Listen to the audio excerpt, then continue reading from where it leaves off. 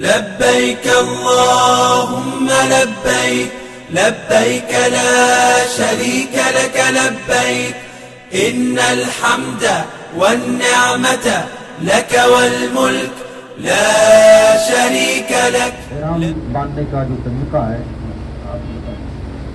آپ اس کو دیکھ لیں. مرد حضرات کے لیے احرام ہے یا عورتوں کے لیے تو نہیں ہے.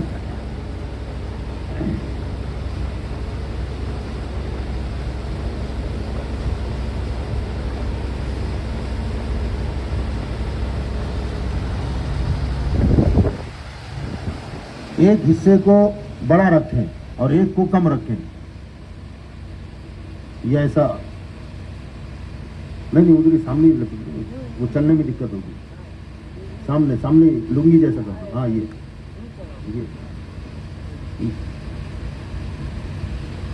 اور جب یہ باندھیں گے تو تھوڑا پیروں کو ایسا چوڑا کر کے پھر باندھیں آپ, تاکہ بعد میں چلنے میں آپ کے لیے آسانی ہو. یہ ہو گیا یہ نیچے والا.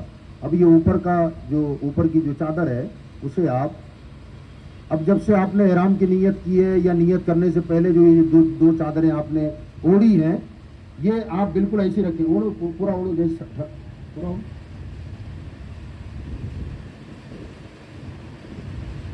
ہاں یہ ایسے آپ کے بدن پر رہے گا. اب نماز اس حالت میں احرام کی نیت جب آپ نے کر لی, اب ہوائی جہاز میں آپ کو نماز پڑھنی ہے تو اس صورت میں آپ ٹوپی نہیں پہن سکتے, یہ چادر بھی اپنے سر پہ نہیں رکھ سکتے. آپ کا سر ہمیشہ یہ کھلا ہی رہنا ہے جب تک کہ آپ حالت احرام میں ہیں. سمجھ گئے آپ لوگ اس بات کو؟ جی سمجھ گئے نا. اب جب آپ خانہ کعبہ کا طواف کرنے کے لیے جائیں گے, اب آپ کو وہاں اجتباء کرنا ہے. اجتباء کیا ہے وہ بتائیں. سیدھی بغل اندر سے یہ کپڑا ڈال کر اوپر سیدھے والا کاندھا جو ہے اسے کھلا رکھنا ہے. اسے کہتے ہیں اجتباء. سمجھ گئے آپ؟ اسے اجتباء کہتے ہیں. اور یہ ہر اس طواف میں ہوگا جس طواف کے بعد سعی کرنی ہے. صفا مروہ کے درمیان آپ کو جو چکر لگانے ہیں اس میں یہ ہوگا.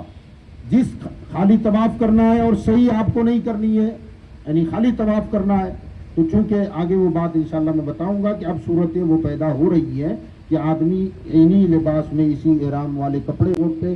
یہ نفل نمازیں ہیں, مگر طواف کرنے کے بعد اب جو 2 رکعت نماز پڑھی جائے گی وہ نماز واجب ہے, وہ آپ کو پڑھنا ہی پڑے گا. نہیں پڑھیں گے تو گنہگار ہوں گے. اب یہ کہ اس وقت پڑھیں بعد میں پڑھیں اس کی اجازت آپ کو ہے, اور وہ جب بھی پڑھیں گے نماز ادا ہی ہوگی, وہ نماز قضا نہیں ہوگی. اب یہ جو اجتباء آپ نے کیا ہے, اب جب اس وقت نماز پڑھنے کی باری آئے گی طواف کے بعد, تو ایسی حالت میں آپ نماز نہ پڑھیں. طواف آپ کا ہو گیا تو پورا وہ آپ اوپر سے اوڑھ لیں, اور اب آپ کو نماز پڑھنی ہے یہ طواف کے بعد. اب طواف ہم کو اب شروع کرنا ہے تو وہ اجتباء کر لیں.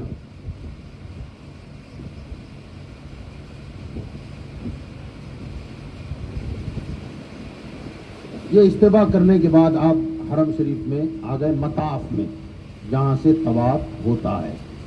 اس کا خیال کریں. اور یہاں میں ایک بات اور بتا دوں آپ کو کہ ظاہر بات ہے آپ اپنے گروپ کے ساتھ ہوں گے یا 2-3 آدمی ہوں گے, تو اس میں خصوصیت کے ساتھ ہر بندہ وہاں جانے کے بعد اپنے اپنے موبائل کا سم الگ الگ لے لے.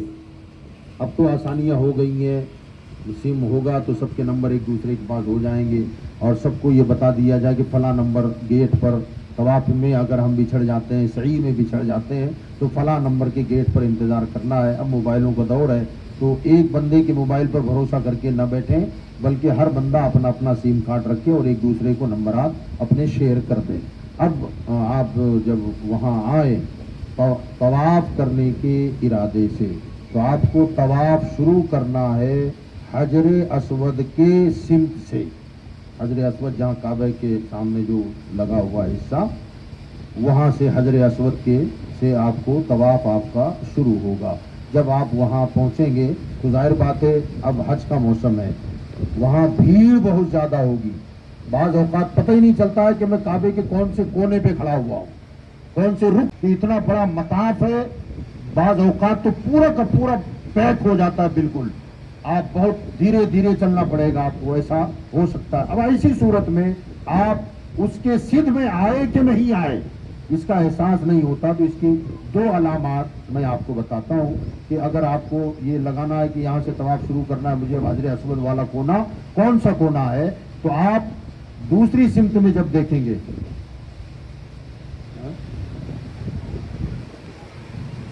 یہ جو کونا ہے، آپ یہاں سے جب آپ مجمع ہوگا تو آپ کو یہ دکھائی نہیں پڑے گا، اور کون سا کونا یہ بھی کبھی کبھی سمجھ میں نہیں آتا ہے۔ تو اس صورت میں آپ پہلے تو یہ دیکھیں کہ نیچے جو سفید ماربل لگا ہوا ہے، سفید ماربل، اس سفید ماربل کے بیچ میں ایک ناسی کلر کی پٹی، کتھائی کلر والی، وہ پٹی بیچ میں سے لگائی ہوئی ہے، وہ ماربل کے سینٹر میں ہے، وہ پٹی جو ہے وہ بالکل حجر اسود کا نشان ہے۔ ایک تو یہ علامت ہے۔ دوسری علامت یہ ہے کہ اگر اس پر نظر نہ کر سکے اور آپ بھیڑ زیادہ ہے، نیچے بھی نہیں دیکھ پا رہے ہیں، تو اس کے بالکل سدھ میں ہری لائٹ وہاں لگی ہوگی، گرین کلر کی لائٹیں وہاں لگی ہوگی، 2-3 سلیاں وہاں لگی ہوگی، اسے آپ دیکھیں گے بالکل اس کے سدھ میں آپ ہو جائیں، اور ہو جانے کے بعد گویا کہ اس کے سدھ میں آپ آ گئے، نیچے ناسی کلر کا پٹا آپ نے دیکھا تو آپ حجر اسود کے بالکل مد مقابل آ گئے، بالکل سامنے آ گئے۔ اب ایسی صورت میں آپ یہاں آ جائیں، یہ آپ حجر اسود کے سامنے آئے۔ اب آپ کو وہ نیت کرنی ہے، اے اللہ، بولیے، میں تیرے مقدس گھر کے طواف کا ارادہ کرتا ہوں، اے اللہ اس کو میرے لیے آسان فرما اور میری طرف سے بولیے قبول فرما۔ یہ کہہ دیا آپ نے۔ اب استباء، یہ استلام حجر اسود، چونکہ بوسہ قریب قریب ناممکن ہے، حجر اسود کا بوسہ ناممکن ہے، بھیڑ بہت زیادہ ہوگی، اور اگر کوئی جوان ہے، ہٹا کٹا ہے، پہلوان بھی ہے، تو وہ بھی بہت جوش دکھاتے ہیں۔ آپ کو اللہ نے طاقت و قوت دی ہے، تو آپ سے میری مؤدبانہ گزارش ہے، اپیل ہے کہ برائے کرم آپ بھیڑ میں اپنی طاقت آزمائی کر کے حجر اسود کا بوسہ لینے کی ہرگز کوشش نہ کریں۔ آپ کی طاقت ہوگی، کمزوروں کو تکلیف ہوگی، دھکے لگیں گے، اس میں ہماری بہن بیٹیاں بھی ہوگی، ہماری مائیں ہوں گی، آپ کا بدن ان کے بدن سے ٹکرا جائے گا۔ اس لیے حضور صلی اللہ علیہ وسلم نے ہم پر، آپ پر یہ کرم فرمایا کہ جو ثواب ہونٹوں سے حجر اسود کو چومنے کا ہے، وہ دور سے اشارہ کر کے ہتھیلی چومنے کا بھی ہے۔ حضور نے یہ بشارت ہم کو عطا فرمائی۔ لکڑی ٹچ کر سکتے ہیں، وہ ٹچ کر کے چوم لیں، چھتری ٹچ کر سکتے ہیں، وہ چوم لیں، اگر وہ بھی نہیں کر سکتے تو جہاں بھی آپ ہیں وہاں سے بالکل اس کے سدھ میں ہو کر اپنے دونوں ہاتھ ایسے بلند کریں اپنے منہ کے چہرے کے قریب، اور بسم اللہ، وہ تو چلے گا، چلے اس طریقے سے تھوڑا، یعنی اتنا دھیرا نہیں جتنا یہاں جو جگہ کم ہے، اس لیے یہ کہا جا رہا ہے۔ جب آپ چلیں گے تو تھوڑا سا بس اتنا خیال کریں گے، تھوڑا اکڑ کے ہو اور ایسا لگے کوئی پہلوان چل رہا ہے۔ یہاں پر تھوڑا ایک ایمان کو تازہ کرنے کے لیے سوال یہ ہے کہ تکبر حرام ہے نا بھائی، تکبر کرنا حرام ہے، گھمنڈ کرنا حرام ہے، اور وہ تکبرانہ چال جب بندہ زمین پر چلتا ہے، اترا کے اکڑ کے چلتا ہے، تو حدیث پاک میں آیا، حضور صلی اللہ علیہ وسلم فرماتے ہیں کہ جب بندہ اکڑ کر اور تکبرانہ چال زمین پر چلتا ہے تو یہ زمین پکارتی ہے کہ اے مجھ پر اکڑ کے چلنے والے، اے مجھ پر تکبر کے ساتھ چلنے والے، آج تو گھمنڈ کر رہا ہے، آج نہیں تو کل تو میرے اندر آئے گا، اس دن میں تیرا سارا تکبر نکال دوں گی۔ تکبر کی چال حرام ہے، مگر قربان جائیں وہاں حکم یہ ہے کہ اللہ کے گھر میں آ کر وہ چال چلو جو ایک پہلوان چلتا ہے، ایک تکبر والا انداز ہوتا ہے، وہ چال کے ساتھ۔ سوال یہ ہے کہ اور جگہوں پر منع ہے، اور خاص طور سے اللہ کے گھر میں جب جائیں تو وہاں یہ کام ہم کو کرنا ہے، اور یہ سنت ہے، ثواب ملے گا۔ وجہ کیا؟ حضور صلی اللہ علیہ وسلم نے سن ہجری 7 میں جب عمرہ کیا، مکہ سے نکالے گئے تھے، صحابہ وہاں چلے گئے تھے، صحابہ کرام جب 7 ہجری میں مکہ شریف آئے تو کفار مکہ، دشمنان اسلام نے جب دیکھا تو اب مسلمان چونکہ مدینہ میں جب گئے تھے تو بہت غربت تھی، مفلسی تھی، کھانے پینے کا بھی ساز و سامان نہیں تھا، دبلے پتلے کمزور تھے. اب یہ طواف میں لمبا راؤنڈ لگتا ہے، صحیح میں تھک جاتا ہے آدمی، جوان بھی تھک جاتے ہیں. لہذا وہ کہنے لگے کہ یار اتنے کمزور لوگ ہیں، یہ کیا کعبے کا طواف کریں گے، ابھی 2 چکر میں تھک کے بیٹھ جائیں گے. اب یہ ہاں میں بتا رہا ہوں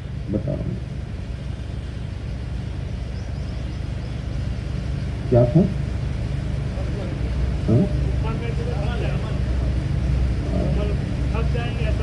ہاں اب یہ طواف کا حصہ پہلے تو، اب اتنا بڑا تو مطاف نہیں تھا اس زمانے میں، ذرا کم تھا.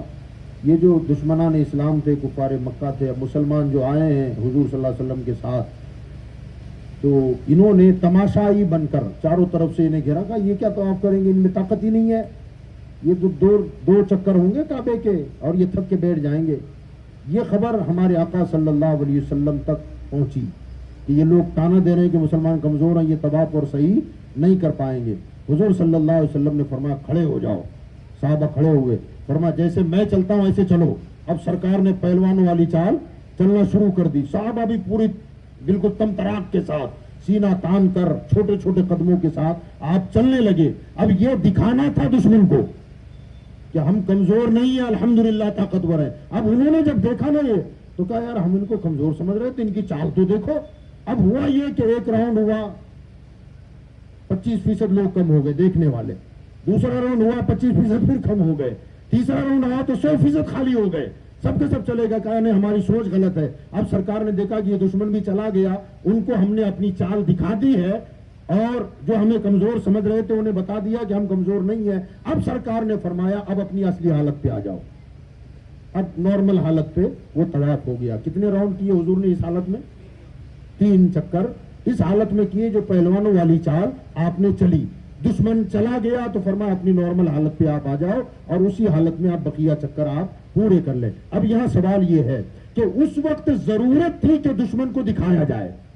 دشمن دیکھنے والا تھا، ٹھٹھا کرنے والا تھا، مذاق اڑانے والا تھا. مگر سوال یہ ہے کہ اب تو کوئی ہمارا ٹھٹھا مذاق کرنے والا ہے نہیں، کوئی دشمن دیکھنے والا نہیں ہے، کسی دشمن کو دکھانا نہیں ہے. پھر آج بھی ہم کو اکڑ اکڑ کے چلنے کا حکم کیوں ہے؟ تو قدرت کا نقیب آواز دیتا، لوگوں تمہیں ضرورت ہو کہ نہ ہو، مجھے میرے مصطفیٰ کی چال سے محبت ہے، میں تمہیں اس چال پہ چلتا ہوا دیکھنا چاہتا ہوں. اللہ تعالیٰ کو ہمارے آقا صلی اللہ علیہ وسلم سے اتنی محبت ہے. ذرا سوچیں آپ، جس خدا کو اپنے محبوب کے چلنے کے انداز سے اتنی محبت ہے، اس خدا کو ہمارے نبی سے کتنی محبت ہوگی. اب یہ جو رمل ہے، رمل 3 چکر میں ہم کو اکڑ کے سینہ تان کے چلنا ہے. یہ صرف مردوں کے لیے ہے، عورتوں کے لیے بولیے نہیں ہے. عورت اپنی ہی اصلی حالت پہ نارمل چال پہ وہ چلے گی. مرد حضرات بھی اس کا خیال کریں، کیونکہ خاص طور سے حج کے ایام میں بعض اوقات رمل کرنا بھی بہت مشکل ہو جاتا ہے. رمل کرنا بھی بہت مشکل ہو جاتا ہے. تو اس صورت میں کبھی ایسا ہو کہ بالکل آپ پبلک میں جام ہو گئے، اب آپ وہ رمل والی صورت اختیار کر ہی نہیں سکتے. کبھی ایسا ہوا تو آپ بھیڑ چھٹنے کا انتظار نہ کریں، رکنا نہیں ہے آپ کو. اس حالت میں جسا بھی چل سکتے ہیں آپ وہ چل لیں. آگے جہاں خلاصہ ہو جائے وہاں پھر آپ وہ چال چلیں. اگر پیک ہو جائیں آپ تو وہاں پھر آپ اپنی اصلی حالت پہ بھی چل سکتے ہیں.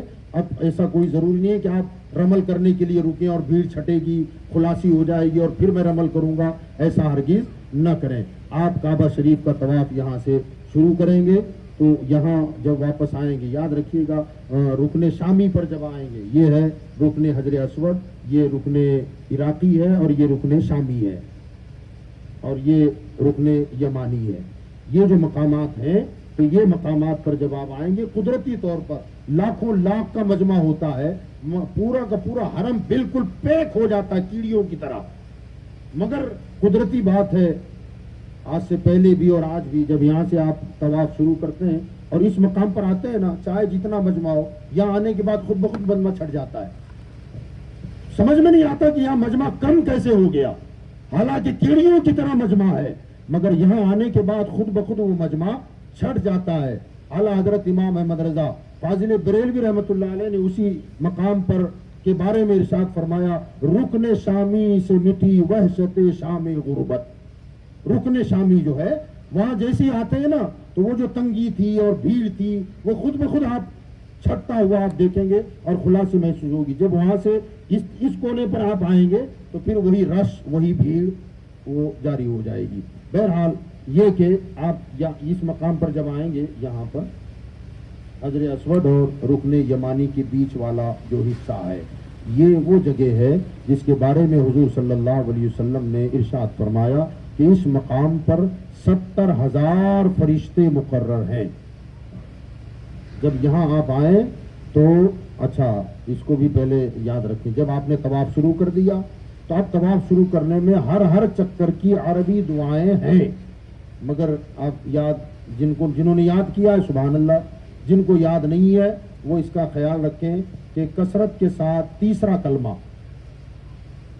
کلمہ پڑھیں. اگر وہ بھی یاد نہیں ہے تو کثرت کے ساتھ درود شریف پڑھتے رہیں, وہاں کثرت کے ساتھ درود پڑھتے رہیں کیونکہ یہ تمام دعاؤں کا سردار ہے. اس سے بہتر کوئی دعا ہو ہی نہیں سکتی ہے. درود ہی پڑھتے رہیں سرکار دو عالم صلی اللہ تعالی علیہ وآلہ وسلم کی ذات پر. تیسرا کلمہ کثرت سے پڑھیں, درود شریف کثرت سے پڑھیں. مگر یہاں جب آئیں تو خاص طور سے اور دوسری عربی دعائیں اگر یاد نہیں ہے تو ربنا آتنا فی الدنیا حسنہ یہ تو تقریباً لوگوں کو یاد ہوتا ہی ہے. اس مقام پر جب آئے رکن یمانی اور رکن حجر اسود کے بیچ والا حصہ جہاں پر 70,000 فرشتے مقرر کیے گئے ہیں اس مقام پر ربنا آتنا فی الدنیا حسنہ وفی الآخرۃ حسنۃ وقنا عذاب النار. اے اللہ میرے لیے دنیا کی بھی بھلائی عطا فرما, میرے لیے آخرت کی بھلائی عطا فرما اور مجھے جہنم کی آگ سے محفوظ فرما. یہ دعا آپ جب کریں گے تو فرمایا جب بندہ دعا کرتا ہے تو وہ 70,000 فرشتے ہماری دعا پر آمین کہتے ہیں. جب وہ آمین کہتے ہیں تو ظاہر بات ہے 70,000 فرشتے جس پر آمین کہتے ہیں اس کے رد ہونے کا سوال ہی پیدا نہیں ہوتا, اللہ تعالیٰ اسے ضرور قبول فرما لے گا. بہرحال آپ نے ایک چکر لگایا, حجر اسود پر آئے, پھر اگر یہ نظر آ جائے تو سبحان اللہ, نظر نہ آئے تو نیچے والا پٹا دیکھ لیں, وہ بھی سمجھ میں نہ آئے تو ادھر گرین لائٹ آپ دیکھ لیں اور پھر اسی طریقے سے جیسے آپ نے پہلے کیا تھا استلام ایسے ہاتھ بڑھا کر کے اپنے ہاتھ کو چومیں, آواز پیدا نہ ہونے دیں. پھر دوسرا راؤنڈ آپ کا شروع ہو گیا, پھر تیسرا راؤنڈ اسی طریقے سے آپ کے 7 چکر, کتنے 7 چکر مکمل ہوں گے اور 8 استلام. کتنے بوسہ جو ہوگا نا حجر اسود کا یہ بوسے کتنے ہوں گے 8 ہوں گے اور راؤنڈ کتنے ہوں گے 7 ہوں گے. یاد رکھیے گا یہ خاص طور سے آپ نے بڑا اچھا کام کیا ہے کہ یہ جو یہاں سے آپ سیکھ کے اور سمجھ کے جائیں گے تو بڑا فائدہ آپ کو وہاں ہوگا کہ یار اچھا ہوا میں وہاں گیا تھا اور میں نے سنا تھا اور سمجھا تھا. ورنہ ایسے بھی نظر آتے ہیں, اللہ رحم فرمائے. آپ خود بھی دیکھ لینا وہاں جب جائیں گے, ہم نے بھی دیکھا ہے کہ اس سے پہلے ہم لوگ جب گئے تھے تو مولانا وسیم بھی ہمارے ساتھ تھے. اچھا خاصا آدمی تھا, پڑھا لکھا آدمی, مگر وہ ہوتا ہے نا کتاب میں پڑھا ہوا الگ ہوتا ہے اور تجربہ کیا ہوا پریکٹیکلی جو ہوتا ہے وہ الگ ہی ہوتا ہے. اور انہوں نے پڑھا تو ہوگا, ہم یہ نہیں کہتے کہ نہیں پڑھا ہوگا, پڑھا لکھا ہی آدمی تھا. اب ہم مطاف میں بیٹھے ہوئے تھے, وہ صاحب آئے اور آ کر کے چند منٹوں میں آ کے لوٹ کے واپس آ گئے کچھ منٹ کے بعد. تو انہوں نے پوچھا کہ اتنے جلدی؟ تو کہا ہم نے اتنے طواف کر لیے. کہا اتنے طواف اتنی جلدی کیسے ہو گئے؟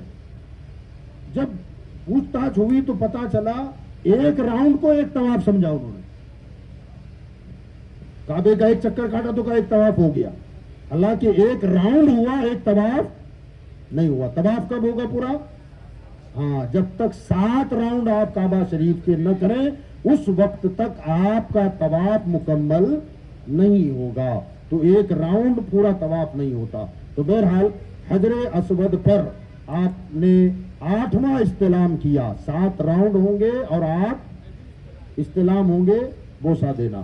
اب یہ مکمل ہو گیا. اب اس کے بعد بالکل یہ خانہ کعبہ کا جو دروازہ اس کے سامنے مقام ابراہیم ہوگا, پیلا گنبد سونے کے کلر کا چھوٹا سا گنبد ہوگا, بلوری کانچ ہوگا, اس میں حضرت ابراہیم علیہ السلام کے قدم کے نشان وہاں موجود ہیں. وہاں پر واتخذوا من مقام ابراہیم مصلی, وہاں آپ جائیں، ظاہر بات ہے بھیڑ ہوگی، اتنا وقفہ اتنا وقت آپ کو یا اتنی گنجائش آپ کے پاس نہیں ہوگی. یہ جو آپ نے چادر اوڑھی ہے، کاندھا کھلا ہوا تھا، اس کو آپ اوپر ڈھانک لیں اور ڈھانک کر کے باقاعدہ طور پر آپ اس طرف حصے میں جائیں. تھوڑا پیچھے کی طرف جائیں گے تو جگہ آپ کو مل جائے گی. وہاں 2 رکعت نماز آپ کو واجب الطواف، یہ نماز واجب ہے، اس کے بغیر آپ کو چھٹکارا نہیں ہوگا. اگر بہت زیادہ بھیڑ ہے، اس وقت آپ نہ پڑھ سکیں یا بھول جائیں اور پھر آپ نے صحیح کر لی، صحیح کرنے کے بعد آپ ہوٹل پہ چلے گئے اور پھر کسی نے اگر آپ کو بتایا یا خود یاد آیا کہ میری 2 رکعت نماز جو ہے وہ رہ گئی ہے، تو آپ وہاں سے آ کر بھی پڑھ لیں، ادائی ہو جائے گی، کوئی اس میں مسئلہ نہیں ہے. بہرحال اب وہاں آ کر کے آپ نے 2 رکعت نماز ادا کی. اب اس سمت میں پیچھے کی طرف جائیں، جگہ مل سکتی ہے. اگر نہ ملے تو ضروری نہیں ہے کہ اسی سمت میں آپ نماز پڑھیں. مسجد حرام میں جہاں جگہ میسر آئے وہ نماز آپ پڑھ سکتے ہیں. افضل یہ ہے، فضیلت اس میں یہ ہے کہ مقام ابراہیم کے آس پاس وہ نماز پڑھی جائے. لیکن اگر گنجائش نہ ہو تو پورے حرم شریف میں آپ جہاں چاہیں وہ نماز ادا کر سکتے ہیں. اب وہاں سے نماز پڑھنے کے بعد آپ جائیں گے زمزم کے لیے، زمزم شریف پینے کے لیے. کنواں تو اب ڈھکا ہوا ہے مگر وہاں نلکیاں لگی ہوئی ہیں، نل لگے ہوئے ہیں. آپ وہاں جائیں اور وہاں جا کر وہ مبارک اور مقدس پانی لیں اور پیٹ بھر کے جتنا پیا جا سکتا ہے اتنا پیے. حضور صلی اللہ علیہ وسلم نے فرمایا کہ مومن زمزم کو پیٹ بھر کے پیتا ہے اور منافق پیتا ہے مگر تھوڑا تھوڑا پیتا ہے. ہم اپنے ایمان کو ظاہر کریں، پیٹ بھر کے پیے. کچھ پانی اپنے جسم پر بھی ڈالیں، کچھ سر پہ ڈالیں، احرام پر چھڑک دیں، وہ بڑا مقدس پانی ہے. اگر اسی پر گفتگو کی جائے تو میں سمجھتا ہوں گھنٹہ 1.5 گھنٹہ تو اس کی عظمت پہ نکل جائے گا. وہ جنت والا پانی ہے، وہ پانی جنت کا پانی ہے. بہرحال جتنا پیا جا سکتا ہے اتنا آپ پانی پیے. اور پھر اس کے بعد اس کے دائیں طرف سے آپ جب آگے بڑھیں گے تو آپ کو وہاں باقاعدہ طور پر بورڈ بھی لگا ہوا ہوگا، مسعی یہ لکھا ہوگا، سعی، اور وہ تیر لگا ہوگا کہ سعی کرنے کے لیے اس طرف آپ کو جانا ہے. آپ اس طرف جائیں گے تو وہاں پر صفا مروہ کی پہاڑیوں کا حصہ آپ کے سامنے آئے گا جہاں سعی کی جاتی ہے. اب آپ کو صفا پہاڑی پر چڑھنا ہے.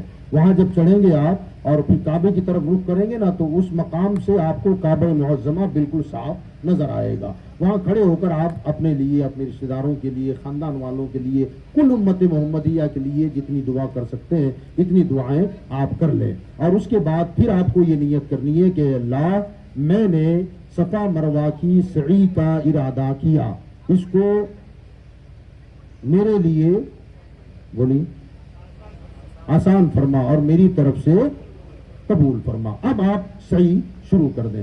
اب آپ نے صفا سے اسٹارٹ کیا، مروہ کی طرف جا رہے ہیں. بیچ میں گرین لائٹیں ہوگی لگی ہوئی، ملین احزرین گرین لائٹیں ہوگی. وہاں جب پہنچے تو وہاں سے آپ کو دوڑنا ہے، تھوڑا تیز دوڑنا ہے. عورتوں کے لیے یہاں بھی کچھ نہیں، اپنی نارمل چال چلے گی، لیکن مرد حضرات تھوڑا وہاں دوڑ لگائیں، ہے نا. اور جب تک گرین لائٹ کا حصہ آئے وہاں تک ہی دوڑنا ہے اور اس کے بعد سے آپ کو دوڑنا موقوف کرنا ہے، نارمل حالت پہ آنا ہے. صفا سے آپ نے شروع کیا، مروہ پہ گئے، یہ آپ کا ایک چکر پورا ہو گیا. سمجھ گئے آپ؟ یعنی چکر بات سمجھتے ہیں کہ جانا اور آنا ایک چکر ہوتا ہے، یہاں وہ نہیں ہے. صفا مروہ پہ یہ نہیں، صفا سے شروع کیا، مروہ پہنچے، چکر پورا ہو گیا. مروہ سے صفا پہ آئے، ایک چکر پورا ہو گیا. صفا سے مروہ گئے، ایک چکر پورا ہو گیا. ایسے آپ کو کتنے چکر لگانے ہیں؟ 7واں چکر ختم کہاں ہوگا جی؟ مروہ پہ ختم ہوگا، ہے نا. اس کا دھیان رکھیں، کہاں ختم ہوگا؟ برابر مروہ پہ جا کے وہ کمپلیٹ ہو جائے گا. اب آپ وہاں سے اپنے ساتھیوں کو دیکھیں کہاں ہیں، کدھر ہیں، فون ہے، فون ملا لیں. جب سب کا ہو جائے وہاں سے آپ باہر نکلیں. باہر نکل کر کے آپ وہاں حلق والے چلاتے رہیں گے، ہاں، تقصیر حلق وہ کرتے رہیں گے. 10 ریال 10 ریال. تو آپ کو ان کو کہنا ہے 10 نہیں 5. کتنا؟ ہاں، وہ بولیں گے 10 10 10 10 10. آپ بولیں گے 5 5. حالانکہ وہ سب اردو ہندی بولنے والے لوگ ہیں، بنگلہ دیشی پاکستانی اس میں زیادہ ہوتے ہیں، مگر وہ اشرا اشرا چلاتے ہیں، لہٰذا آپ وہاں جا کر کے حلق کروا لیں یا تقصیر، خاص طور سے ہماری بہنیں جو ہیں ان کے لیے سر منڈانا حرام ہے، لیکن مرد حضرات کے لیے یہ کرنا جو ہے تقصیر ہو یا حلق ہو یہ واجب ہے، ضروری ہے، اس کے بغیر آپ احرام سے نہیں نکلیں گے۔ مردوں کے بال اتنے لمبے تو ہوتے نہیں کہ جس کی تقصیر کی جائے، اپنے بالوں کا چوتھائی حصہ کاٹنا عورتوں کے لیے وہ آسان ہوتا ہے، ایک پور کے برابر، اس کو انگلی میں ایسی عورتیں اپنی چوٹی کا جو ہے لٹ اسے ایسے لپیٹ لیں اور لپیٹ کر کے وہ ایک پور کے برابر وہ اس کو وہاں سے کاٹ لیں، تھوڑا سا زیادہ ہی کاٹیں کیونکہ بال بھی چھوٹے بڑے ہوتے ہیں، پورے سر کے بالوں کا چوتھائی کٹنا ضروری ہے۔ اگر ایک پور کے برابر میں فکس لے لیں گے آپ تو ممکن ہے کہ کچھ بال کا کچھ حصہ رہ جائے، اس لیے ایک پور سے کچھ زیادہ ہی آپ وہ کاٹ دیں۔ وہ بہن اپنے ہاتھ سے بھی کاٹ سکتی ہے اور اپنی کسی بہن کے ذریعے بھی کٹوا سکتی ہے، اپنے شوہر کے ذریعے کٹوا سکتی ہے، اپنے بھائی کے ذریعے کٹوا سکتی ہے، مگر اس کا خیال رکھیں کہ جو محرم ہیں صرف وہی کاٹ سکتے ہیں۔ اگر ہمارے ہوٹل کے کمرے میں ایسا ہوتا ہے کہ جوائن کر دیا، دو فیملی ہو گئی، اب وہ تو اجنبی ہے، اب گھر میں تھا کوئی نہیں اور ہماری بہن نے اس سے دوسرے غیر محرم سے کہا کہ تم میرے بال کاٹ دو، یہ حرام ہے۔ دوسرا غیر محرم مرد ہماری بہن کے بالوں کو چھو نہیں سکتا، لہذا یا تو خود اپنے ہاتھ سے وہ کاٹ لے یا اس کا اپنا شوہر ہو یا بھائی ہو یا کوئی دوسری عورت ہو وہ اسے کاٹ سکتی ہے۔ مرد حضرات وہاں جا کر کے اپنے بال صاف کرا لیں، اس طرح مروا دیں۔ آپ کا حلق ہو گیا، اب آپ کا جب حلق ہو گیا تو آپ احرام سے باہر ہو گئے، آپ جا کر کے گھر ہوٹل پہ جو ہے غسل وغیرہ کر لیں، نہا لیں، اس کے بعد کھانا وغیرہ کا جو معاملات ہیں وہ یہ ہوں گے۔ اب یہ ہوا آپ کا وہ سفر، یہ عمرہ آپ کا مکمل ہو گیا۔ اب وہاں سے حج کے دنوں تک اگر آپ کے پاس ٹائم ہے، وقت رہے گا، کئی لوگ 15 دن پہلے پہنچ گئے، 12 دن پہلے پہنچ گئے، اب کیا کرنا ہے ہم کو؟ تو لوگ ان خالی دنوں میں کثرت کے ساتھ عمرہ کرتے ہیں۔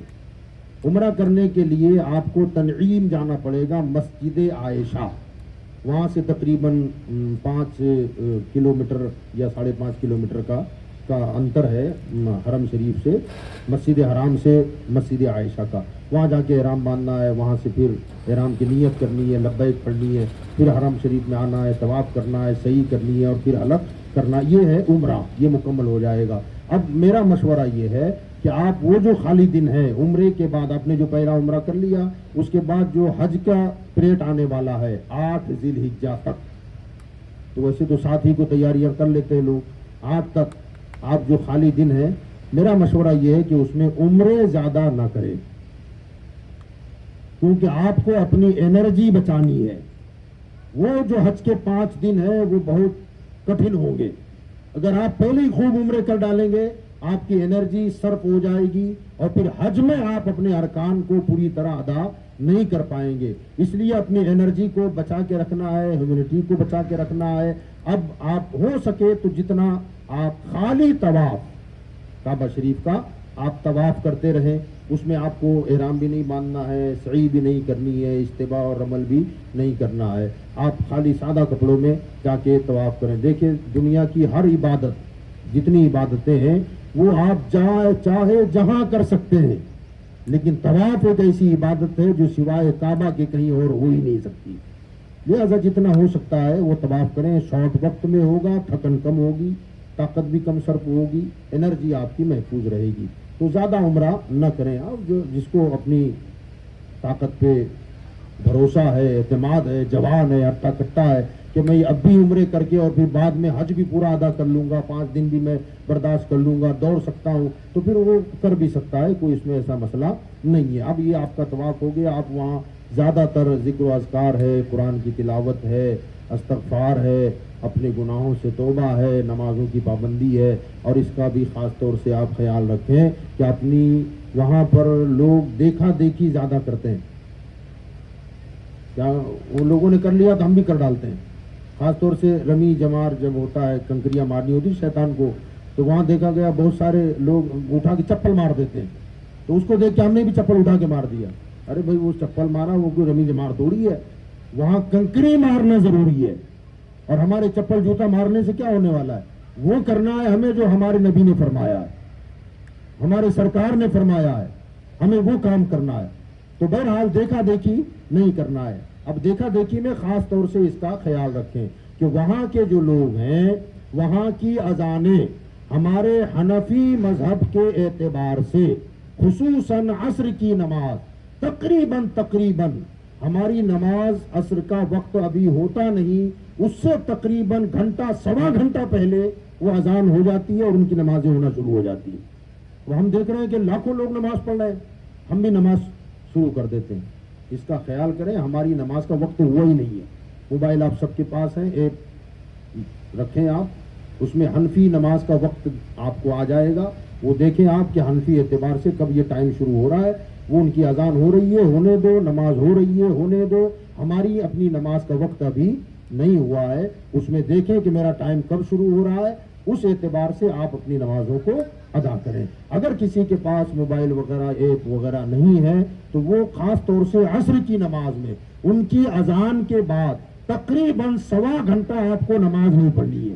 سوا گھنٹے کے بعد ہمارا حنفی مذہب کے اعتبار سے نماز کا وقت شروع ہوگا، اس وقت آپ کو اپنی نماز ادا کرنی ہے. اور خاص طور سے مرد حضرات سے میری یہ گزارش یہ ہے کہ خصوصاً ہم وہاں مجمع دیکھ کر کے آپے سے باہر ہو جاتے ہیں، اپنے آپ کو اکیلا سمجھتے ہیں، تنہائی محسوس کرتے ہیں، اور پھر وہ پانی کی ریلے کے ساتھ وہ بہہ گیا تو ہم بھی بہہ جاتے ہیں. ہم کو وہاں کے امام کے پیچھے نماز نہیں پڑھنی ہے. سمجھ گئے؟ عقیدہ بہت لازم اور ضروری ہے. اور وہ اپنے آپ کو وہ بتاتے بھی ہیں، کہتے بھی ہیں، سمجھتے بھی ہیں کہ ہم صحابہ کی اولاد ہیں، حالانکہ وہ صحابہ کی اولاد نہیں ہے. اگر عرب اور حجاز کی ہسٹری آپ نے پڑھی ہوگی یا جب آپ پڑھیں گے، سرچ کیجیے آپ نیٹ کے اوپر بھی وہ سب کچھ آپ کو مل جائے گا. یہ لوگ حجاز کے رہنے والے بھی نہیں ہیں، انہوں نے تو حرم شریف پر قبضہ کیا ہے. جیسے کبھی ہمارا ہندوستان انگریزوں کے قبضے میں تھا، ایسے عرب شریف پر، حجاز مقدسہ مکہ مدینہ پر یہ باہری لوگوں کا قبضہ ہے. جب بھی اللہ تعالیٰ حجازی لوگوں کو طاقت و قوت عطا فرمائے گا وہ ان کا قبضہ ہٹے گا اور انشاءاللہ تعالیٰ پھر غلامان مصطفیٰ کا دور آ جائے گا. جیسے انگریزوں سے ہندوستان آزاد ہوا، اللہ تعالیٰ حرم شریف کو بھی وہاں کے ایسے ناپاک اور نجدی لوگوں سے محفوظ و مامون فرمائے. تو بہرحال اب آپ کو 7 تاریخ تک، 7 ذی الحجہ تک آپ اپنے ہوٹل پہ رہیں، حرم شریف میں جاتے آتے رہیں. اور ہاں جبہ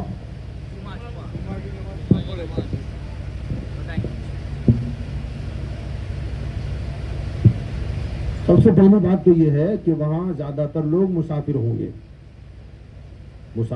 اور مسافروں پر جمعہ نہیں ہے. مسافروں پر جمعہ فرض نہیں ہے. ہاں زیادہ تر لوگ مسافر رہتے ہیں، یہ بتا رہا ہوں میں. زیادہ تر لوگ مسافر ہوتے ہیں، مسافروں پر جمعہ نہیں ہے. اور جو لوگ مقیم ہو گئے، یعنی 15 دن رکنا ہے، 15 دن سے زیادہ رکنا ہے، آپ کو یقین ہے کہ مجھے اتنا یہاں رکنا پڑے گا، اب وہاں پر آپ کو اگر کوئی سنی صحیح العقیدہ مسلمان عالم حافظ قاری مل جاتے ہیں، یا عالم حافظ نہ بھی ہو مگر باشرع ہے، پابند ہے، جو امامت کا حق رکھتا ہو، ایسے کو آپ اپنا امام بنا کے اپنی نماز ادا کر سکتے ہیں، جمعے کی بھی اور 5 وقت کی جماعت بھی آپ کر سکتے ہیں. الحمدللہ ہم جب بھی وہاں گئے ہم نے 5 وقت کی جماعت بھی اپنی کی اور ہم نے باقاعدہ جمعے بھی وہاں ادا کیے. مگر آپ کو اس کا خیال کرنا ہے کہ احتیاط زیادہ کرنی ہے، احتیاط زیادہ کرنی ہے. جہاں آپ عزیزیہ میں تو اور زیادہ آسان ہو جاتا ہے، جو حج کمیٹی سے جا رہے ہیں ان کے لیے زیادہ آسانی ہے اس میں کہ وہ تھوڑا دور بھی ہے، اور وہاں جو سنی حضرات ہیں الحمدللہ وہ خود بخود ایک دوسرے سے ٹچ میں آپ آ ہی جائیں گے. کوئی ایسا بندہ ہو، اگر عالم حافظ مل جائے وہ مل ہی جائیں گے، اور اگر کوئی نہ بھی ملے تو کوئی ایسا پابند شرع آدمی ہو جو امامت کر سکتا ہے تو اس کے ذریعے آپ وہ جمعہ ادا کر لیں، وہ خطبہ بھی پڑھے گا اور نماز آپ کی ہو جائے گی. اور اگر وہ صورت نہ بنے تو پھر آپ پر جمعہ واجب نہیں ہے. اگر وہ صورت نہیں بنتی, کوئی ہمارے پاس ایسا پابند شرع آدمی نہیں ہے جو نماز پڑھا سکے, امامت کر سکے, جمعہ پڑھا سکے, تو آپ پر سے جمعہ ساقط ہو گیا تو جمعہ معاف ہو جائے گا, مگر وہاں بھی نجدی امام کے پیچھے آپ کا جمعہ بولیے نہیں ہوگا, اس کو خیال رکھیے گا. اب 7 تاریخ تک آئے گا. حکم یہ ہے, شریعت کا حکم یہ ہے کہ 8 تاریخ کو فجر کی نماز پڑھنے کے بعد اب آپ مینا کے لیے روانہ ہوں گے. اس سے پہلے آپ احرام حج کا باندھیں گے. اب حج کا احرام باندھیں گے. حج کا احرام آپ باندھیں, ہو سکے تو مسجد حرام میں احرام باندھیں یا اپنی قیام گاہ پر آپ احرام باندھیں. اور احرام باندھنے کے بعد ایک آسانی کے لیے آپ کو بتا رہا ہوں, احرام آپ نے باندھ لیا, حج کی نیت کر لی. حج کی نیت ہوگی, اے اللہ میں نے حج کا ارادہ کیا ہے, اسے میرے لیے آسان فرما اور میری طرف سے قبول فرما.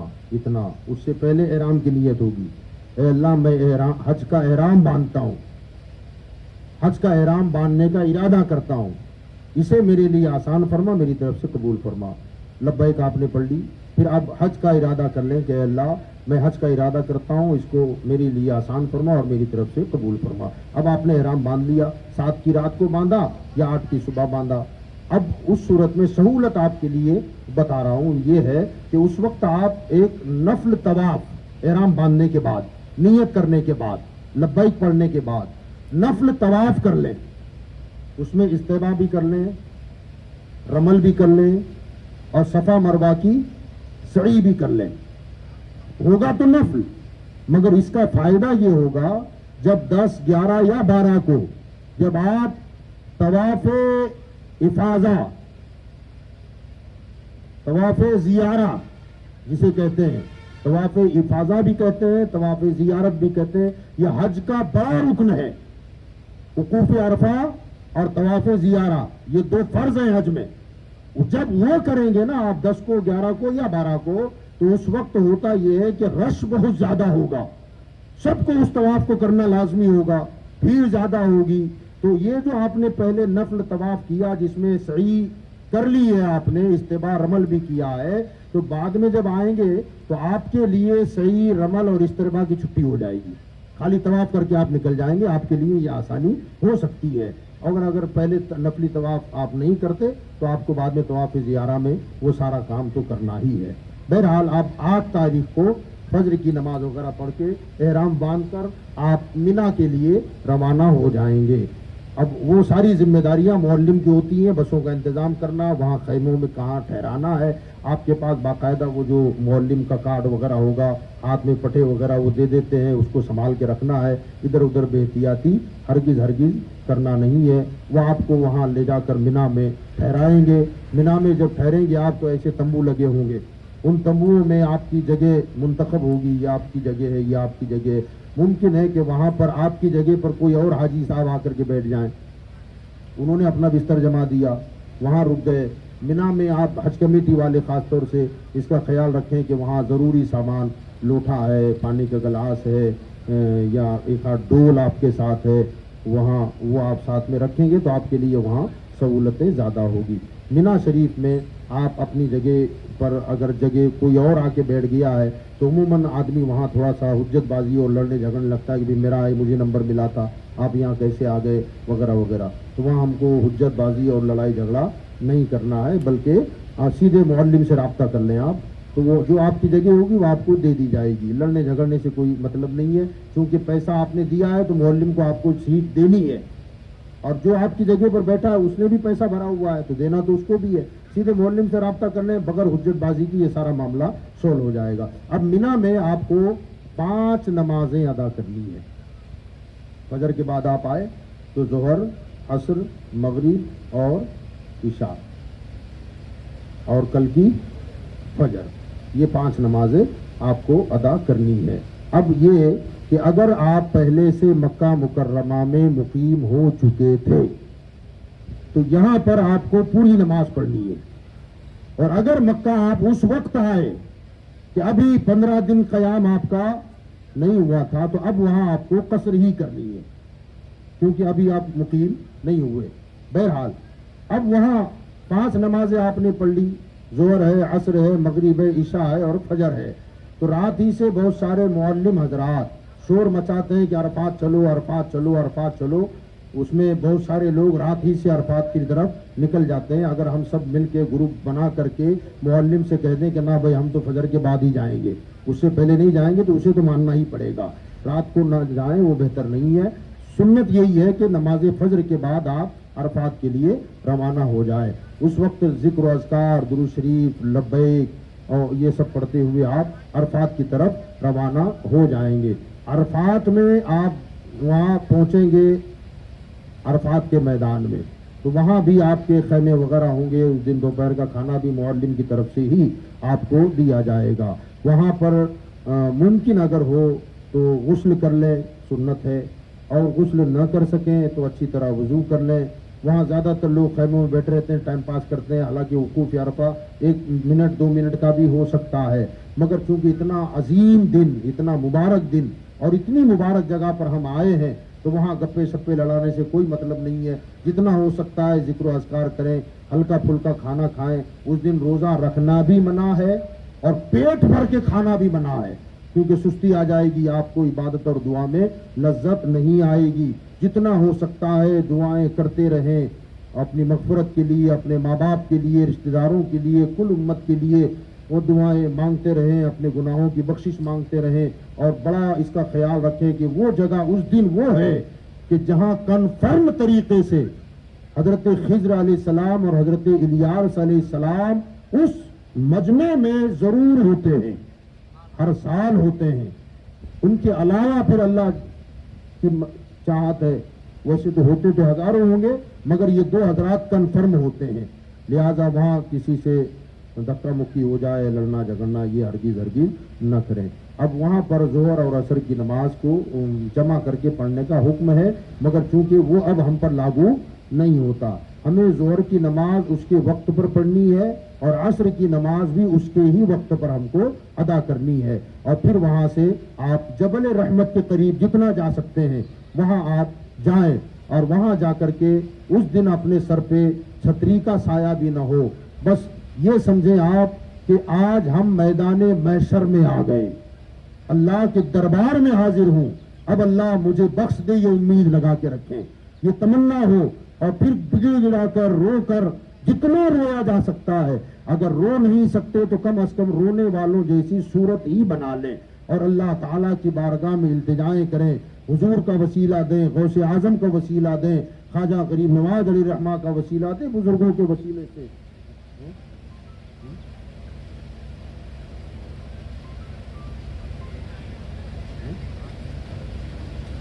وسیلے سے دعائیں مانگے. اللہ تعالیٰ اس دن بندے کی ہر دعا قبول فرما لیتا ہے.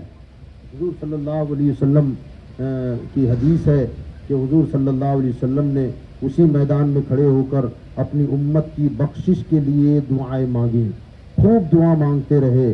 اللہ تعالیٰ نے فرمایا اے محبوب میں آپ کی دعا پر یہاں جتنے لوگ آئیں گے نا، جب آئیں گے میں ان کے سارے گناہوں کو معاف کر دوں گا سوائے حقوق العباد کے.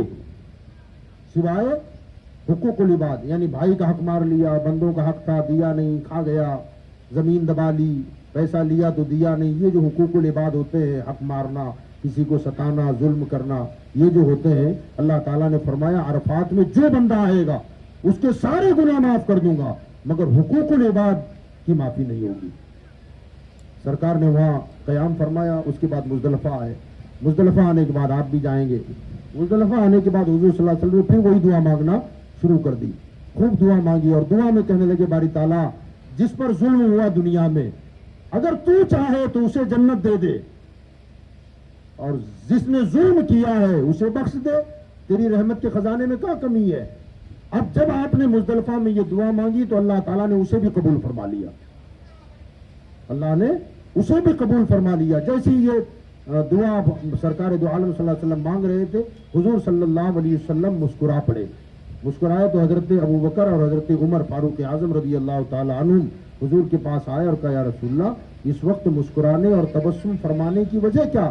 تو حضور صلی اللہ علیہ وسلم نے فرمایا کل ہم نے جو دعائیں مانگی تھیں دن میں عرفات میں، تو اللہ تعالیٰ نے حقوق العباد کے علاوہ میری امت کے جتنے لوگ یہاں مرد عورت حاضر ہوں گے سارے گناہ بخشنے کا وعدہ کیا، مگر حقوق العباد کی معافی کا پروانہ اللہ نے نہیں عطا فرمایا. اب جب رات کو میں نے یہاں یہ دعا مانگی اللہ تعالیٰ نے اس کو بھی قبول فرما لیا ہے کہ حقوق العباد بھی اللہ معاف فرمائے گا. میرے مسکرانے کی وجہ یہ ہے کہ جیسے ہی اللہ نے یہ فرمایا کہ میں حقوق العباد بھی معاف فرماؤں گا، تو شیطان کو دیکھ کر اس کی حالت، اس کا تڑپنا بلکنا اور سر پہ خاک ڈالنا، وہ جب میں نے دیکھا تو مجھے ہنسی آ گئی کہ میری امت کی بخشش پر اسے کتنی تکلیف ہوتی ہے، کتنا پریشان ہو جاتا ہے.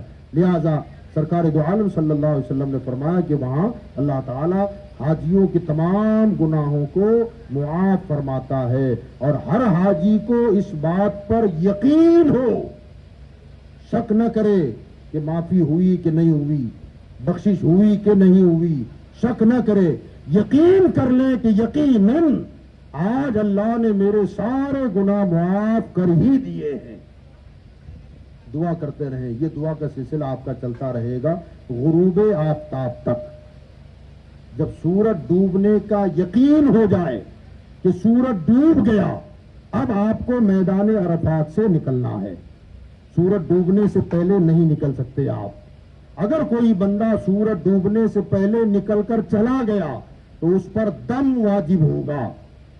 ہاں اگر کوئی بندہ غلطی سے سورج ڈوبنے سے پہلے نکلا مگر پھر احساس ہوا اور سورج ڈوبنے سے پہلے اندر آ گیا تو برا تو کیا مگر دم اس سے ثابت ہو گیا، اب اسے دم دینے کی ضرورت نہیں ہوگی. لہذا سورج ڈوبنے کے بعد پھر آپ اب مزدلفہ کی طرف روانہ ہوں گے. مزدلفہ مینا اور عرفات کے درمیان کی ایک جگہ ہے، یعنی مینا کے قریب ہے، عرفات سے تھوڑا دور ہے.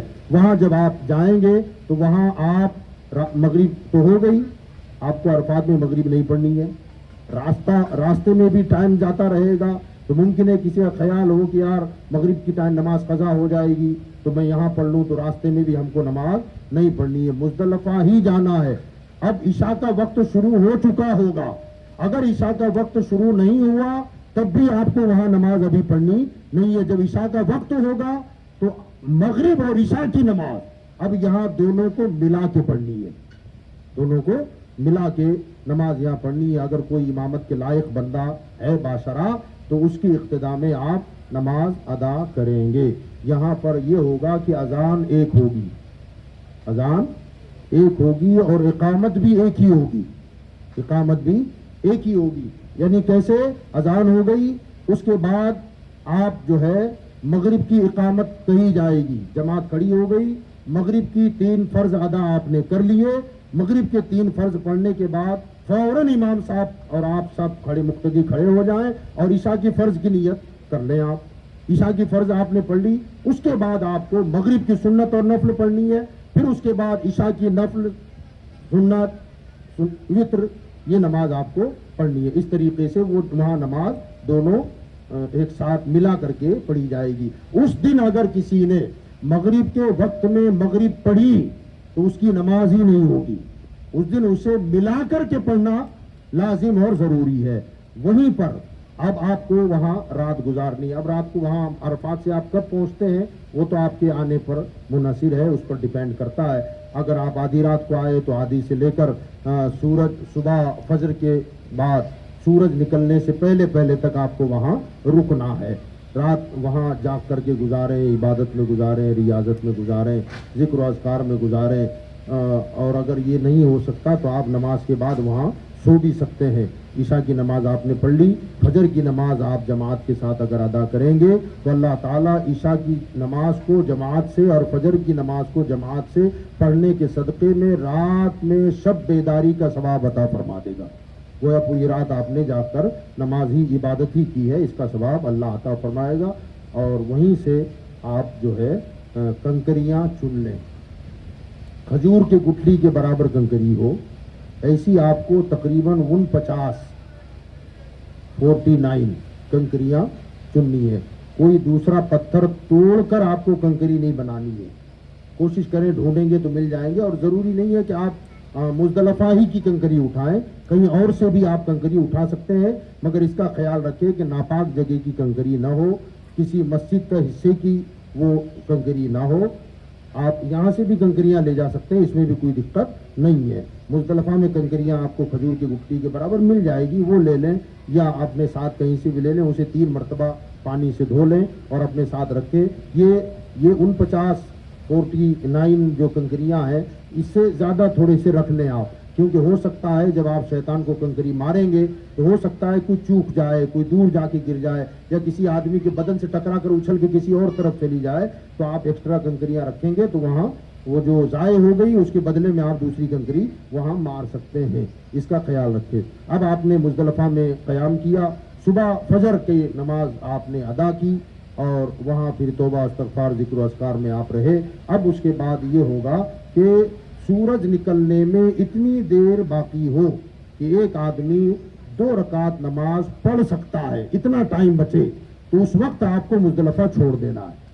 मुज़दलिफ़ा से आपने कंकरियां उठाई थी, वो आपके साथ हैं। सूरज निकलने में इतनी देर बाकी है कि अभी 2 रकात नमाज आप पढ़ सकते हैं, इतना फासला है। आप मुज़दलिफ़ा से निकल के मिना की तरफ निकल जाएं। वहां से आप सीधे जाएंगे रमी जमार करने के लिए, जुमरात की तरफ, जहां शैतान के है वो अलामात बने हुए, वहां आप जाएंगे और वहां जाकर उस दिन आपको जुमरतुल उक़बा, बड़ा शैतान जिसको कहते हैं, उसे आपको 7 कंकरी मारनी है। अब सहूलतें वहाँ काफ़ी हो चुकी हैं, पहले बहुत एहतियातियों की ज़रूरत होती थी, क्योंकि वहाँ हादसात भी बहुत ज़्यादा हुए, भगदड़ मच गई और दबे कुचे लोग मर गए वगैरह वगैरह, मगर अब उन्होंने काफ़ी सहूलतें वहाँ आने जाने की कर दी हैं। अब इसमें यह है कि कुछ सुन्नत तरीके वहाँ छूट जाते हैं इसकी वजह से, क्योंकि कंकरी मारकर फौरन पलटना सुन्नत है, मगर अब वहाँ पलटने की गुंजाइश ही नहीं है।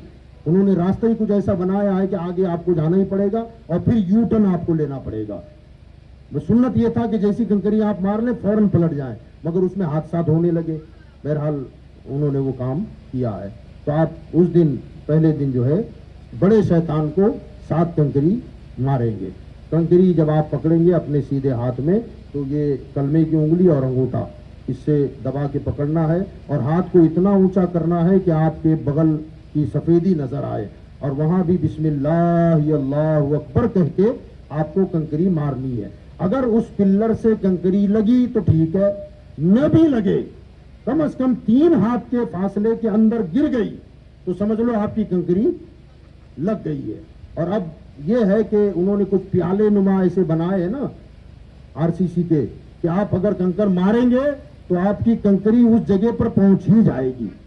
आपको इसका ख्याल करना है। कभी ऐसा हो कि अगर आपने कंकरी मारी मगर वो सुतून को, पिल्लर को न लगते हुए किसी आदमी के सर से टकराई या बदन से टकराई और उछली और उछलकर फिर जाके उस जमरात पर जाके गिरी, तो आपका वो अदा हो गया, अलग से कंकरी मारने की जरूरत नहीं है। लेकिन अगर आपने कंकरी मारी और किसी ने यूं कर दिया, उसके हाथ से टकराकर फिर गई, अब वो कंकरी आपकी शुमार नहीं की जाएगी, बल्कि आपको दूसरी कंकरी मारनी पड़ेगी, क्योंकि उसमें ताकत किसी और की लगी है। आपको अपने बदन की ताकत से वो मारना है। हमारी बहनों के लिए भी यही हुक्म है। हाँ, अगर कोई इतना कमजोर हो, बीमार हो कि वो व्हील चेयर पर जाकर भी अपनी कंकरी नहीं मार सकता, तो वो किसी को अपनी कंकरी मारने का वकील बना सकता है कि मेरी तरफ से तुम ये कंकरी मार दो, तो आप उसकी तरफ से मारेंगे तो वो अदा हो जाएगा। पहले दिन आपको बड़े शैतान को कंकरी मारनी है और उसके बाद जो है आपको कुर्बानी करनी है। तो कुर्बानी का खास तौर से अगर ये ख्याल किया जाए तो बहुत ज़्यादा बेहतर होगा कि वहाँ टोकन दिए जाते हैं, बैंक में पैसा जमा होता है और वो कहते हैं फला दिन हो जाएगा। इसमें बहुत गड़बड़ी का डर है कि आपको पता ही नहीं कि आपकी कुर्बानी हुई कि नहीं हुई। अगर कुर्बानी से पहले आपने हलफ कर लिया तो आप पर दम वाजिब हो जाएगा। इसलिए बेहतर है कि आप खुद खरीद कर अपने हाथ से कर लें तो सुभान अल्लाह, वरना वहाँ पर कुछ हजरात ऐसे आते हैं जिनका नंबर आप ले लेंगे तो बाकायदा बातचीत हो सकती है उससे, या मैसेज छोड़ा जा सकता है, वो कहे कि आपके नाम की कुर्बानी हो गई है, अब आपको हलक करना है। تو وہاں پہلے قربانی کرنی ہے، پھر حلق کرنا ہے، اور حلق کرنے کے بعد اب آپ مکہ شریف جائیں گے اور جا کر کے وہاں طواف زیارت کریں گے۔ اگر اس دن نہیں آپ کو کرنا ہے دوسرے دن کریں، دوسرے دن نہیں کریں تو تیسرے دن کریں، مگر غروب آفتاب سے پہلے پہلے وہ کرنا ہے۔ اگر آپ نے طواف زیارت نہیں کیا تو آپ کا حج ہی نہیں ہوگا۔ حج آپ کے وہ جو طواف زیارت ہے وہ حج کا دوسرا فرض ہے، اگر وہ نہیں کیا تو آپ کا حج ہوگا ہی نہیں۔ لہذا اس دن آپ کوشش کریں کہ 10 تاریخ کو ہو جائے، اگر 10 کو نہ ہو سکا تو 11-12 میں بھیڑ بھاڑ وہاں کم ہو جاتی ہے، زیادہ تر لوگ 10 ہی کو فارغ ہونا چاہتے ہیں۔ تو آپ نے 10 کو اگر کر لیا تو سبحان اللہ، 10 کو نہ کیا تو 11 کو کر لیں، 11 کو نہ کیا تو 12 کو کر لیں، مگر سورج غروب ہونے سے پہلے پہلے آپ کو یہ کام کرنا ہے۔ اب اس دن آپ نے اگر طواف زیارت کر لیا تو ٹھیک ہے، نہ کیا تو کوئی بات نہیں۔ اب آپ کو رات گزارنی ہے مینا میں، رات مینا میں گزارنی ہے۔ پھر دوسرے دن زوال کے بعد یعنی ظہر کا وقت شروع ہوا، اس وقت رمی جمرات کا وقت شروع ہو گیا، سورج تھوڑا سا ڈھل گیا۔ اب آپ جائیں گے، پہلے چھوٹے شیطان کو کنکری 7 ماریں گے جیسے پہلے بتایا ایسے، پھر مجلے شیطان کو ماریں گے، پھر بڑے شیطان کو ماریں گے، اور پھر وہاں پر دعا کا ٹائم اگر ہو تو دعا بھی مانگے، اللہ قبول فرمائے گا۔ یہ پہلے دن کا معاملہ ہوا۔ پھر وہ آپ مکہ میں دوسری رات بھی گزاریں گے۔ دوسری رات جو آئے گی 12 تاریخ والی، اس کا جو دن نکلے گا اس دن بھی زوال کے بعد کنکری کا وقت شروع ہو جائے گا۔ وہ کنکری ماریں گے آپ تو اسی ترتیب سے جو دوسرے دن ماری ہے آپ نے۔ پہلے دن تو خالی ایک ہی شیطان کو مارا، مگر دوسرے دن تینوں کو ماریں گے، مگر اس کی ترتیب ہوگی چھوٹا، مجلا اور پھر بڑا۔ تیسرے دن کی ترکیب بھی یہی ہوگی، چھوٹا، مجلا اور بڑا۔ یہ 3 دن ہو گئے۔ اب 12 تاریخ کو آپ آ گئے۔ طواف زیارت اگر آپ نے پہلے کر لیا تھا تو احرام بھی آپ کا اتر گیا تھا، حلق بھی ہو گیا تھا۔ اب آپ کے یہ 5 دن 12 تاریخ کو مکمل ہو گئے۔ 8 کو وہاں پہنچے تھے، اب یہ 13 تاریخ آ گئی۔ اس کا خیال رکھیں، اور خاص طور سے کبھی ایسا ہوتا ہے کہ اب آپ 12 کو تو شام کو آ گئے، تو کبھی ایسا ہوتا ہے کہ بہت سارے لوگ ایسے ہوتے ہیں جن میں انرجی ہوتی ہے، طاقت ہوتی ہے، تو وہ کہتے ہیں اب یہاں بھی بیٹھ کے کیا کریں گے، ہوٹل پہ اور روم پہ بیٹھ کے، چلو آج عمرہ کر ڈالتے ہیں۔ تو یاد رکھیے گا 14 تاریخ کو عمرہ کرنا منع ہے۔ 14 کو آپ عمرہ، 13 کو عمرہ نہیں کر سکتے، اور ہو سکے تو 14 کو بھی نہ کریں۔ اس کی وجہ یہ ہے کہ بسا اوقات چاند میں گڑبڑی ہوتی ہے، تو چاند میں گڑبڑی ہوگی تو آپ اسی دن آپ چلے جائیں عمرہ کو، تو اس دن عمرہ کی اجازت نہیں ہے۔ یہ خاص طور سے حج کے لیے مخصوص دن ہے، اس کا آپ خیال کریں۔ یہ حج کے 5 دن مکمل ہوئے۔ اب اس کے بعد آپ جتنی زیارتیں ہیں اور عمرے ہیں، مسجد عائشہ سے عمرہ کریں، مسجد جعرانہ سے آپ عمرہ کریں جسے بڑا عمرہ کہا جاتا ہے۔ پھر وہاں سے آپ طائف شریف کی طرف جائیں۔ طائف جب جائیں گے تو آپ میقات سے باہر ہو جائیں گے۔ واپسی میں جب آئیں گے تو وہاں کی جو میقات ہے وہاں پر آپ احرام باندھیں، اور احرام باندھ کر کے پھر حرم شریف میں آئیں گے، اور پھر آپ کو طواف اور سعی کرنی ہے، عمرہ آپ کا وہاں بھی ہو جائے گا۔ اس کا خیال رکھیں کہ جو لوگ طائف شریف جائیں گے، اب جو عمرے کا احرام باندھیں گے یہ سب کے لیے لازم ہے۔ اگر کوئی یہ کہے کہ نہ مجھے عمرہ نہیں کرنا ہے تو یہ چلے گا نہیں۔ اگر طائف گیا ہے تو واپسی میں آپ کو احرام باندھ کر ہی حرم میں آنا ہے، اور عمرہ مکمل کر کے ہی آپ کو احرام سے باہر نکلنا ہے۔ لہذا اس کا خیال رکھا جائے۔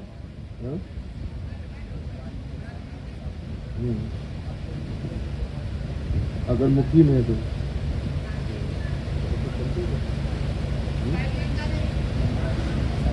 ہاں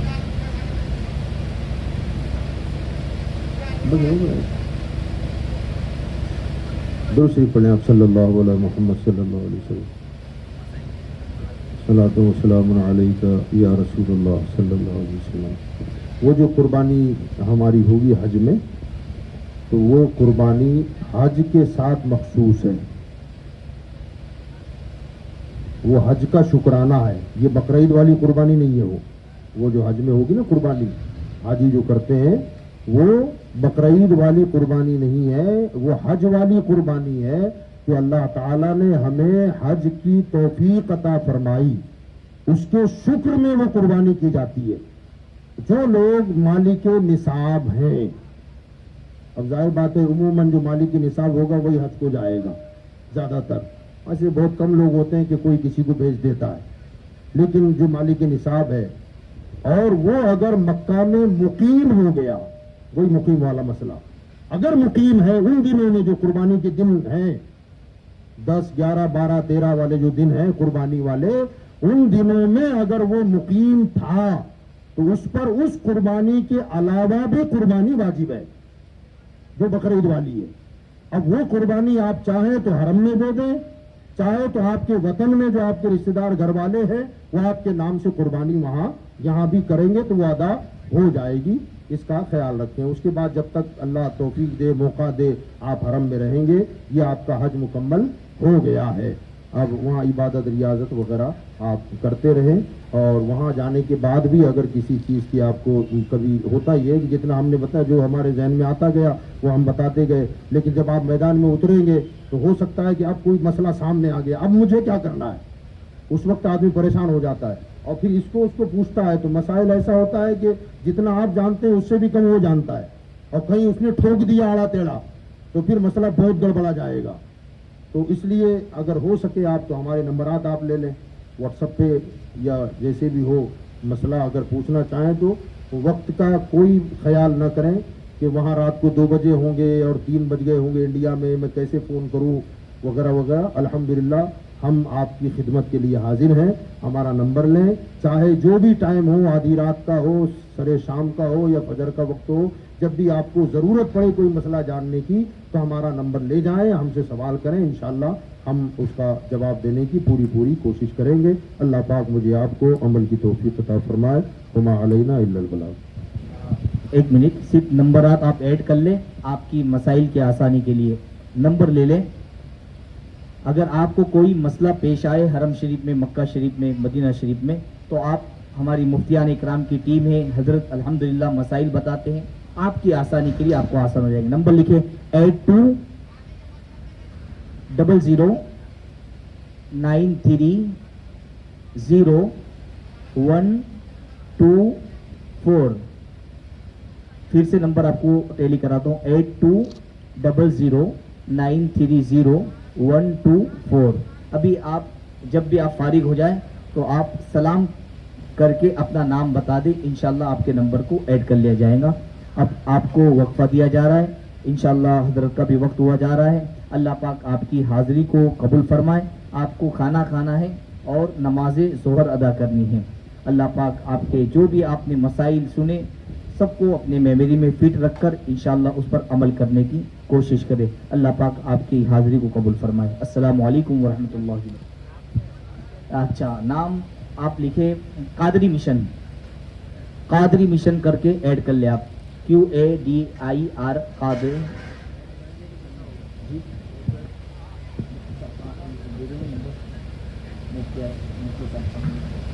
بنا دیں آپ انشاءاللہ۔ آپ نمبر واٹس ایپ پر آپ سلام کریں، انشاءاللہ آپ کا چھوٹا سا گروپ بنا دیا جائے گا، اس میں مفتیان اکرام کی ٹیم رہیں گی۔ آپ کی آسانی کے لیے جو بھی مسئلہ ہو آپ واٹس ایپ پر بھی یا آئیمو پر بھی آپ کال کر سکتے ہیں، ٹھیک ہے۔ آپ اپنا نام واٹس ایپ پر کر دیں کہ ہم یہاں سے بول رہے ہیں، حج کیمپ سے جہاں پر آپ آئے تھے وہاں سے ہم بول رہے فلاں نام ہے آپ کا، تو انشاءاللہ آپ کا چھوٹا سا گروپ بنا دیں گے، اس میں مفتیان اکرام کی ٹیم ہوں گی، انشاءاللہ آپ کے مسائل کو حل کیا جائے گا۔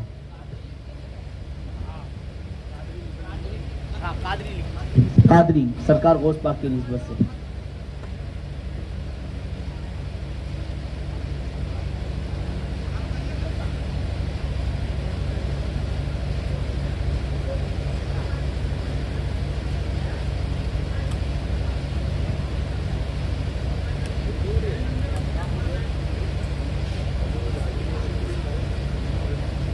آپ کے حج کے پورے جو بھی 5 دن ہیں وہ پورے مکمل ہو چکے ہیں، حج کے جو بھی مسئلے وہ پورے سب ہو گئے الحمدللہ۔